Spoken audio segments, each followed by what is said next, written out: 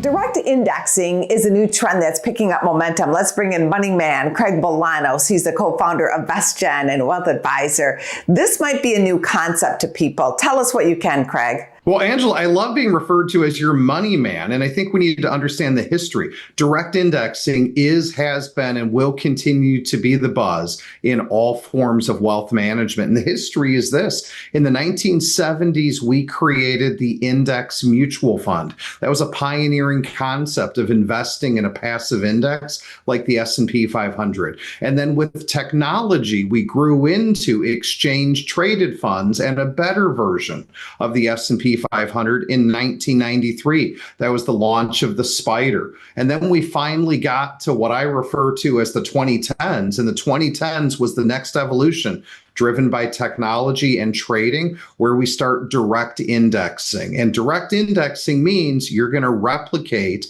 a popular index like the S&P 500 or S&P 1500, but instead of owning a fractional share of a fund, you will own the individual stocks that make up that index. And when you own the individual names directly in a separately managed account, it gives you a whole host of benefits that otherwise weren't available in the two previous iterations. What are some of the benefits of direct indexing versus an ETF or even buying the S&P index? Well, Angela, the real benefit is this. If you're an investor who realizes one of your largest obstacles is income taxes, then just like you already outgrew your index mutual fund, it's time for you to permanently outgrow your index exchange traded fund. Because if we use the S&P 500 as an example, Angela, wouldn't you agree that if you own the S&P 500 mutual fund, the S&P 500 ETF,